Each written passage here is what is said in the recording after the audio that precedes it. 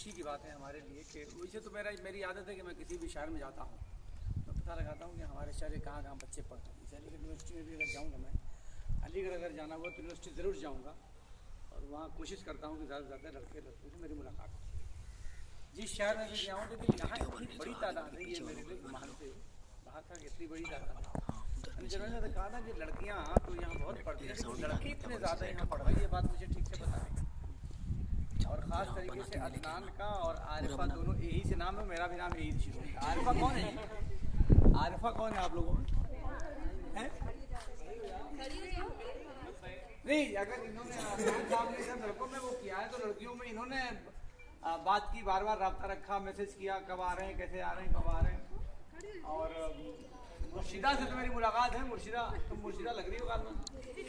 अच्छा ठीक है, बहुत बहुत शुक्रिया तुम्हारा।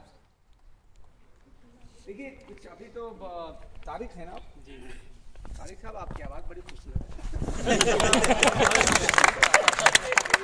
आपकी आवाज़ बड़ी खूबसूरत है और आप भी बड़े खूबसूरत हैं। रिश्ते की तलाश में आप में एतमाद भी है और आप अच्छे मुकर्रिर बन सकते हैं। एक मुकर्रिर का जो गुण होना चाहिए वो सब आप में मुझे दिख रहा है। मैं सर अगर इजाज़त दे तो एक बात शेयर करूंगा आपके साथ आके जी। मैं डिस्टर्बेंस के लिए माफ़ी चाहता हूं, लेकिन सर के लिए सर ने कहा कि आपकी आवाज़ बहुत अच्छी। मुझे याद है मैं बहुत छोटा था, तकरीबन 12-13 साल से भी पहले, तो मैंने एक तकरीरी मुसाबके में शिरकत की थी और उसमें आप मेहमान खुसूसी थे गोपागंज में।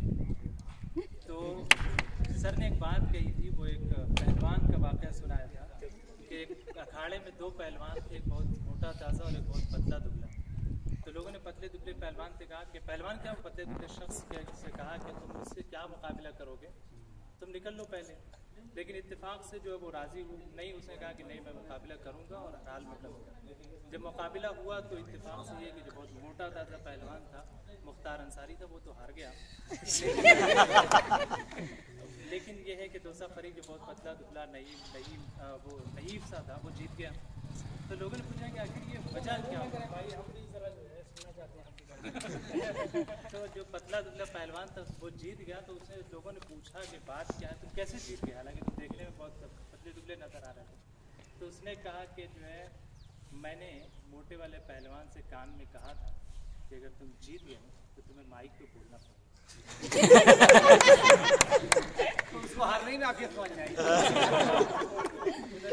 सर ने कहा मैं बड़ी पुरानी बात, आप बहुत पुरानी बात कर रहे हैं आप, और वो मुझे याद है तो मैं पीछे बैठा हूँ। तो ये बात तो दुरुस्त है, शायद लगे भी अभी बहुत से लोगों को कह दिया जाए कि यहीं आके बोलना है तो शायद, लेकिन ये कि ये बात करनी चाहिए हर जगह। जैसे पहचान बनाने का आपने जो सबसे बेहतरीन जरिया है और कम वक्त में पहचान बनाने का जो जरिया है वो यही है कि लोगों का आप मुखातब करें और लोगों के बीच में अपनी बात को रखें।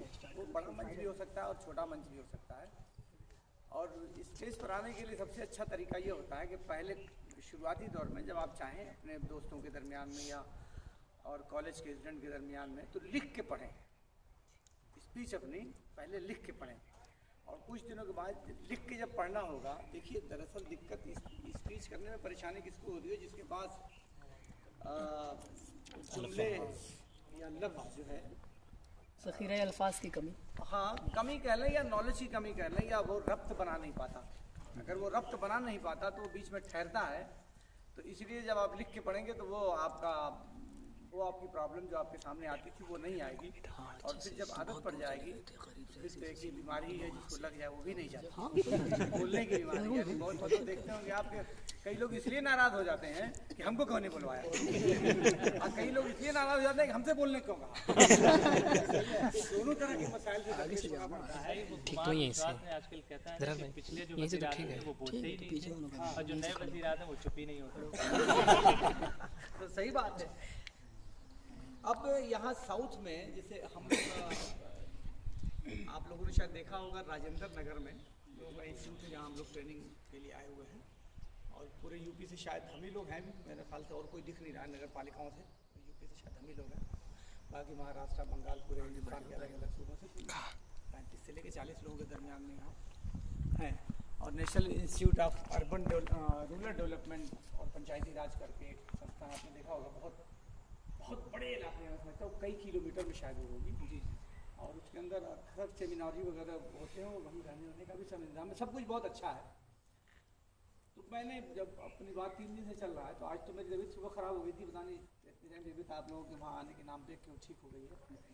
जब शुरुआत था बहुत बुखार हो गया था मुझे सुबह, पता नहीं क्यों। एक जगह जाना था दूसरे किसी टाउन में, हम लोगों के इंस्पेक्शन के लिए, कोई छोटा मॉडल टाउन है, वहाँ जाना था। मैंने क्या बाकी लोग गए थे, तो 2 रोज़ जो हम लोगों का सेमिनार चला है, तो उसमें मैंने एक बात कही कि आखिर हम लोगों का साउथ में बहुत सारे लोग यहाँ साउथ के भी बैठे हुए हैं, तो साउथ के जो लोग हैं उनमें पंक्चुअलिटी हमारे मुकाबले में क्यों ज़्यादा है, वो हमारे मुकाबले में लॉयल और वफादार क्यों हैं, हमारे मुकाबले में अवेयरनेस उनके अंदर क्यों ज़्यादा है। जिस भी मौजू पे आप देखेंगे, जैसे अभी मैं आप लोगों से बात कर रहा था वहाँ हॉस्टल में, जैसे हमारी तरफ बहुत सारे अलग मसाइल हैं, जैसे कम्युनलिज्म हमारी तरफ है, बहुत सारे मामलों में हिंदू मुस्लिम की बात आती है, उससे वक्त ज़ाया होता है हमारा, वो यहाँ नहीं है। खान पान हमारा हिंदुओं का अलग है, मुसलमानों का अलग है, वो यहाँ नहीं है, सभी लोग एक ही तरह खाना खाते हैं। हमारी तरफ रहन सहन और तहजीब भी अलग है, हिंदुओं को मुसलमानों की तहजीब भी अलग है, अलग अलग झगड़े जो जाति और बरादरी के नाम पर झगड़े हैं वो अलग हैं। तो हमारी जो एनर्जी है वो इन सब चीज़ों में बहुत ज़ाया होती है, जो एनर्जी यहाँ ज़ाया नहीं। तो वो एक बहुत बड़ा नफ़ा है यहाँ इन लोगों से भी। हम लोग बेंगलोर में वो हुई थी जो अलमीन एक ट्रस्ट है, सुना होगा आप लोगों ने, बहुत काम करते हैं, उनके सैकड़ों इंस्टीट्यूशंस हैं, उनके साथ हम लोग काफ़ी 2-3 दिन रहे थे। तो वहाँ ये बात आई थी कि आखिर क्या फ़र्क है यूपी के लोगों में और पूर्व हिंदुस्तान के जो मशरक़ी अजला हैं या सूबे हैं उनमें, और दूसरे मगरबी इधर के हिस्सों में क्या फ़र्क है। तो ये फ़र्क बुनियादी तौर से निकल के आया था। तो एक तो ये कि पंक्चुअली जिस हॉस्टल में हम लोग रह रहे हैं, तो वहाँ टाइम पे मैं देखता हूँ कि पानी की बोतल अपने आप आके रख जाता है, सफाई वाला अपने आप आएगा, टाइम से कर जाएगा, किसी से कोई बात नहीं। ये सारी चीज़ें जो हैं हम लोगों में बहुत कम है, इस सच को मानना पड़ेगा। और यहाँ से अगर आप लोग रह रहे हैं तो यहाँ अपनी यूनिवर्सिटी में ही और यूनिवर्सिटी के करीब पास से ही बहुत सारी चीज़ें सीख सकते हैं। और सीखने के लिए किसी ख़ास जगह का तयन करना ज़रूरी नहीं होता, जहाँ जो चीज़ मिले उसे वहीं से उठा लेना चाहिए। कोई अगर अच्छा मुस्कुराता है तो वो भी सीख लेना चाहिए। सही बता रहा हूँ, शेर मुझे याद आ रहा है कि जब भी मिलते हो मुस्कुराते हो, इतनी खुशियाँ कहाँ से लाते हो? बहुत खूब, मुस्कुराते हो, इतनी खुशियाँ कहाँ से लाते हो? आप अपने फातिमा हॉस्पिटल में चले जाइए, जितनी नर्स हैं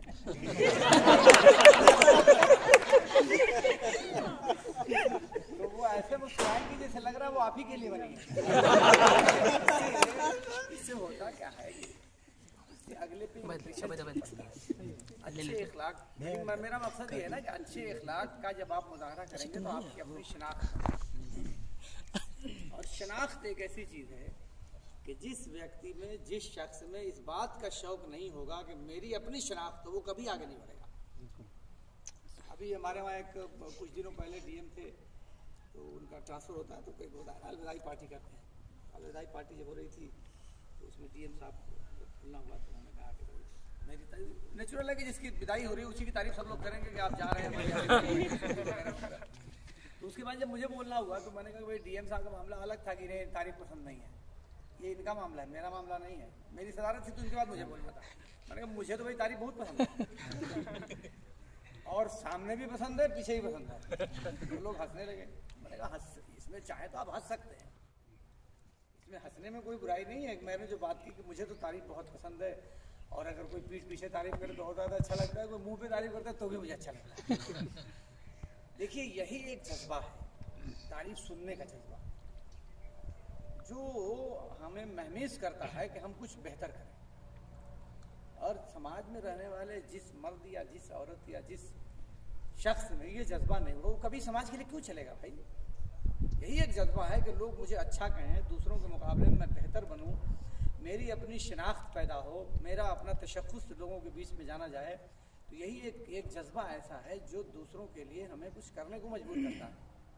तो ये ख्वाहिश पैदा करनी चाहिए कि लोग मेरी तारीफ़ करें। ये देखिए प्रैक्टिकल दुनिया में आना चाहिए। भले ही लोग कह दें कि आप, जैसे आप कहा गया हमारे वहाँ कि आप नेकी करो दाहिने हाथ से तो बाएं हाथ तो खबर ना हो, तो हमारे मौलाना लोग यही बताते हैं सिर्फ एक बात कि दाहिने हाथ से नेकी करो तो बाएं हाथ को खबर नहीं होनी चाहिए। मगर उसी इस्लाम में ये भी कहा गया है कि अक्सर मौके ऐसे आते हैं कि जब आप कोई अच्छा काम करो तो उसे दुनिया को दिखाओ। अब नियतों का कुल है हमारे मुताबिक, वो दिखाओ क्यों? इसलिए दिखाओ अगर आपके दिल में आपने कोई काम किया अच्छा दिखा के किया, और अगर आपके दिल में ये नियत है कि मैं इसलिए ये दिखा के लोगों कर रहा हूँ कि दूसरे भी महमेज हो इसके लिए और इस काम को करें, तो फिर ये दिखाना भी आपके लिए कार्य सवाब हो गया। मेरी बात को समझ रहे हैं ना? तो किसके दिल में क्या है? जैसे आप जब आप कोई अच्छा काम करोगे ना तो आप में 10 ऐब निकाले जाएंगे, क्योंकि ना करने में तो एक ऐब है, करने में 10 ऐब है। तो जब भी आप कुछ करोगे तो ऐब निकाले जाएंगे। तो ये एक बहुत मुश्किल काम होता है कि आप कुछ अच्छा करना चाह रहे हो और लोग आपका पैर पकड़ के खींच रहे हो। ये बहुत मुश्किल काम है उस वक्त अपने आप को ठहराना और उस वक्त अपने आप को रोकना और फिर भी ठहरना और ठहर के फिर उस मंजिल की तरफ बढ़ना एक मुश्किल काम है। और इसी मौके पे जब आप कुछ अच्छा करना चाह रहे हो और लोग 10 ऐब आप में निकाल रहे हो और आपका पैर खींच रहे हो, वहीं अगर आप ठहर के फिर एक मरतबा हिम्मत जुटा के आगे बढ़ लिए तो फिर कामयाबी आपकी यकीनी है।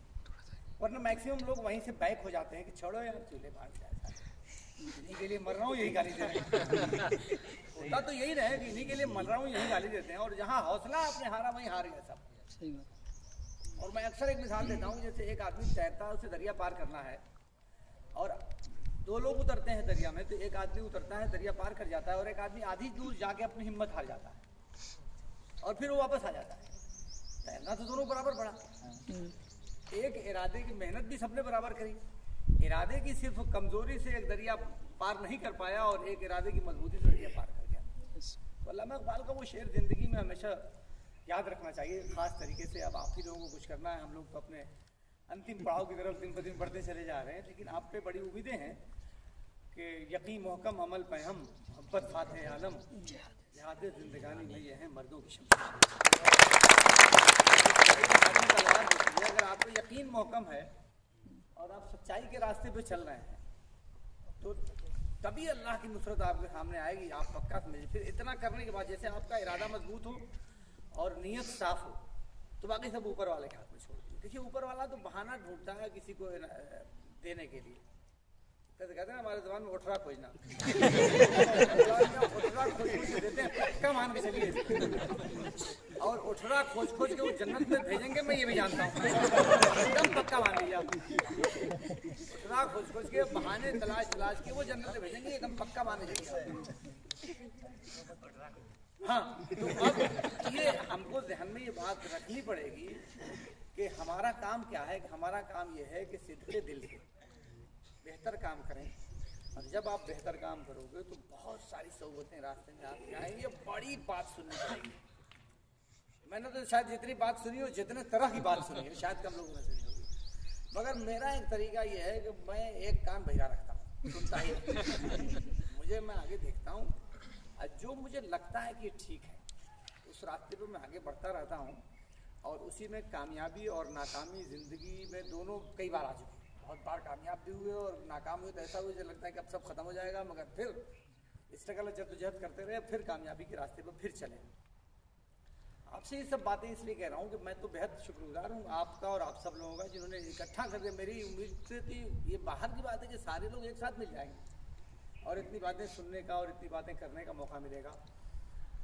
तो मैं तो फिर जितना भी आपका शुक्रिया अदा करूँ कम है कि आपने तो बहुत बड़ा काम करते हो और इतनी बड़ी तादाद में आप यहाँ और पूरी पहचान के साथ हैं कि बहुत सारे लड़के नेट क्वालिफाई कर चुके, जाहिर कर चुके। अब PhD भी कुछ लोगों को ग्रांट होने वाली होगी मेरे ख्याल से, तो PhD ग्रांट हो जाएगी। बहुत सा मास कम्युनिकेशन में कोई बता रहा था कि कोई कर रहा है, बड़ी हैरत की बात है कि देखिए मास कम्युनिकेशन में जा रहे हैं। देखिए वहाँ तो हम है ही नहीं है, मास कम्युनिकेशन में तो हमारा वजूद ही नहीं है, वहाँ तो सब अपर कास्ट के ब्राह्मण और पंडित सब छाए हुए हैं। और यही वजह है कि जिस दुनिया में जो लोग रहेंगे उनकी मर्जी से ही खबरें चलती हैं। अगर आलमी पैमाने पर आप लें तो अमेरिका की मर्जी के खिलाफ मीडिया का किसी की ताकत नहीं है कि कोई खबर चला दे।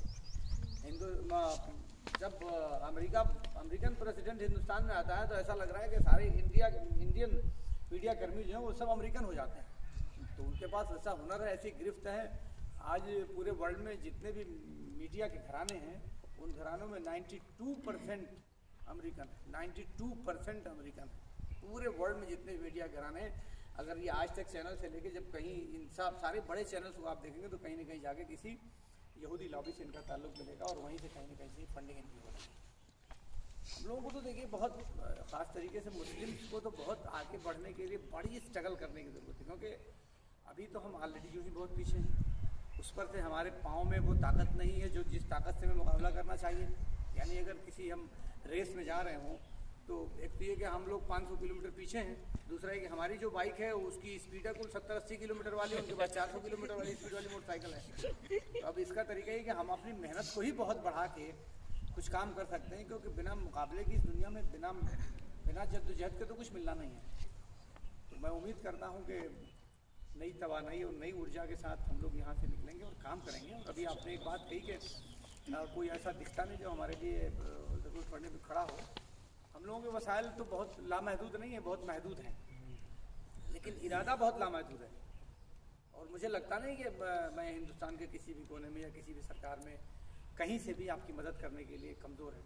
अपनी पहचान नहीं है, लेकिन इतना ज़रूर है कि मुझे पता है कि कहाँ कि कौन सी जगह कहाँ क्या करना चाहिए। जैसे कौन सी एक फिल्म थी, मुझे याद नहीं है, दिलीप कुमार था उसमें हीरो, बहुत बचपन में देखा था। तो कोई एक फैक्ट्री थी वो बिगड़ गई थी, तो वो से गया है दिलीप कुमार और एक हथौड़ी मांगा है और हथौड़े से एक जगह एक हथौड़ा मारा। उसने पूछा पैसा कितना हुआ, तो उसने बताया कि 1000 रुपया हुआ। उस ज़माने में आज के 20-25 साल पुरानी बात। तो उसने बताया कि आप 1 हथौड़ी सिर्फ मारा और 1000 रुपया उसका आप मांग रहे हैं। नहीं, हथौड़ा मारने का तो मैं सिर्फ 1 रुपया मांग रहा हूँ, हथौड़ा कहाँ मारना है इस बात का 999 रुपया। तो हथौड़ा कहाँ मारना है ये महत्वपूर्ण बात है। हथौड़ा मारने वाले तो बहुत से लोग मिलेंगे और असल चीज़ ये है यही जानना कि हथौड़ा मारना कहाँ है। तो दरअसल जो भी दिक्कतें जो भी दुश्वारियाँ होती हैं, तो मैं कम से कम आपको ये सोचने की तो बिल्कुल भी ज़रूरत नहीं है कोई आपके आगे पीछे नहीं है। हम लोग जो सऊदी में अगर कोई लड़का फंसा हुआ है, सऊदी में या गल्फ कंट्री के किसी भी हिस्से में, और अगर मुझ तक खबर आ जाती है तो मैं यहाँ से लेके आपके फॉरेन मिनिस्ट्री से होते हुए कोई महकमा कोई छोड़ता नहीं कहीं जितनी अपनी ताकत है। तो आप तो हमारे देश में ही कभी पीछे नहीं हटेंगे। और लेकिन ये आप लोग एक मन बना के चलिए कि हम लोग कम से कम इतनी बड़ी तादाद में तो मऊ की एक शनाख्त यहाँ बनाएं और लोग जाने के मऊ वाले हैं जो कर रहे हैं। कुछ सोशल एक्टिविटीज़ भी आपकी होनी चाहिए। अपनी एक एसोसिएशन बनाइए, जब मऊ आइए तो वहाँ उनके साथ पर बैठ के करिए आप। जब भी ईद बकरीद किसी मौके पर आप लोग आते हों, कभी कभार यहाँ इकट्ठा हो जाना चाहिए आप लोगों को। कुछ अंजुमन टाइप का बनाइए, कुछ शेरी नशिस्त कर सकते हो तो वो भी करिए। जैसे ये कि आज के इस ज़माने में आप बहुत से सोच रहे होंगे कि आप शेर व शायरी की बात कर रहे हैं। कहाँ आसमान पे हमने कमंदे डाल दी हैं और कहाँ हम चाक की मिट्टी तलाश कर रहे हैं और शेर व शायरी की बात। देखिए सब कुछ ज़िंदगी का एक हिस्सा है। ज़िंदगी के किसी भी हिस्से को अलग करके नहीं चल सकते और बहुत खुशगवार ज़िंदगी जीनी चाहिए। दुख और सुख सबकी ज़िंदगी में बना हुआ है। जब आप ऊपर देखोगे ना तो आप परेशान हो जाओगे। जैसे आप अपने से सुखी आदमी को जब देखोगे तो आप हमेशा परेशान हो जाओगे। इसलिए अपने से दुखी आदमी को देखना चाहिए। अपने से ज़्यादा काबिल आदमी को देखोगे तो परेशान हो जाओगे। अपने से कम काबिल को देखोगे तो ज़्यादा खुशी होगी। अपने से ज़्यादा खूबसूरत को देखोगे, अपने ज़्यादा स्मार्ट को देखोगे तो परेशानी होगी। अपने ज़्यादा दौलतमंद को देखोगे तो प्रॉब्लम होगा। जैसे हमारी एक फूफी थी, बहुत छोटे हम लोग थे, तो उनका मकान की एक दीवार बारिश में गिरी। बहुत छोटे की बात आपको बता रहा हूँ मैं। तो उन्होंने कहा कि अल्हम्दुलिल्लाह, मैंने पूछा कि खजूरियत गिरी हुई है, कहा तो अल्हम्दुलिल्लाह, एक तो बची ना। सोचने का तरीका देखिए यही फ़र्क है। यही सोचने का तरीका फ़र्क है यहीं कि किस तरह से आप पॉजिटिव सोच पैदा करते हैं। अब मुस्बत अप्रोच एक शब्द को याद रखिए और उर्दू में कहते हैं हुस्न ज़न रखना। अच्छा गुमान रखने की आदत हमेशा डालिए। अच्छा गुमान रखने की आदत नहीं डालेंगे तो दोस्तों में तनाव होगा, घर में ख़वातीन में आपस में तनाव होगा। और ये बात ख़ास तरीके से आप लोगों को जाननी चाहिए। हुस्न ज़न एक लफ्ज़ इतना खूबसूरत लफ्ज़ होगा कि हुस्न ज़न रखना चाहिए, अच्छा गुमान रखना चाहिए।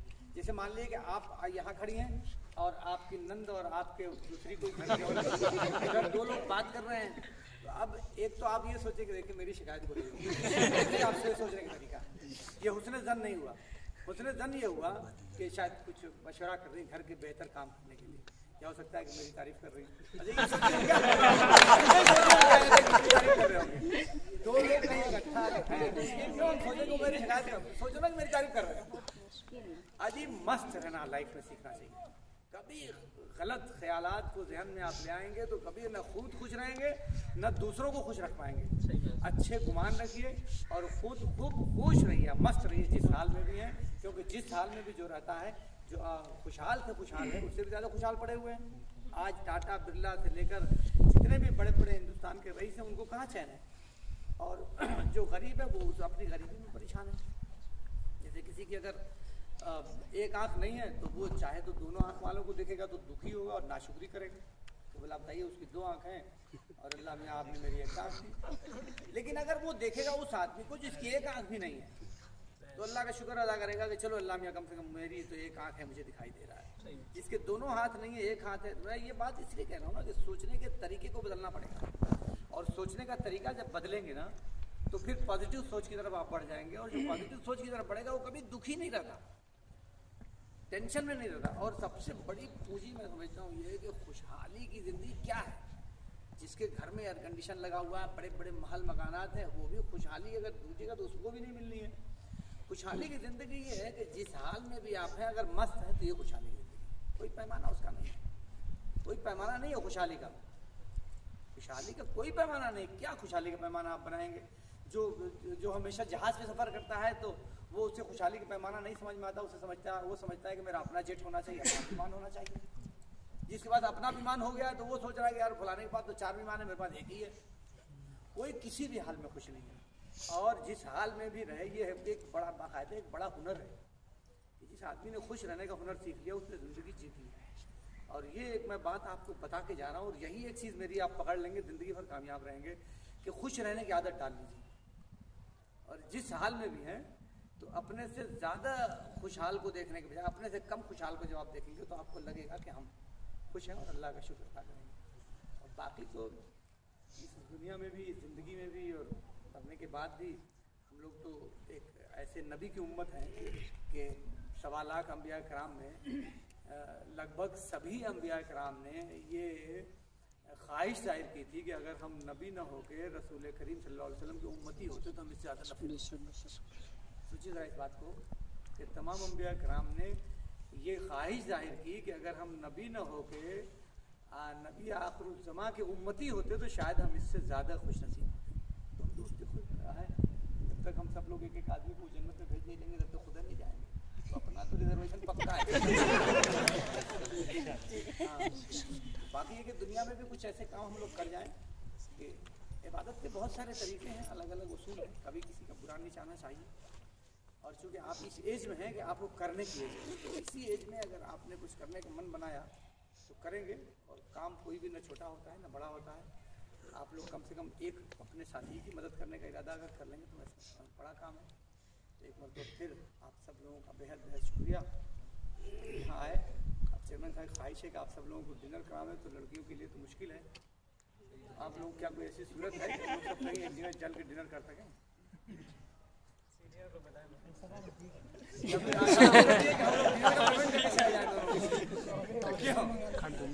यही आसान पड़ेगा। यहाँ बात नहीं, हाँ नहीं, ये बोलिए आप।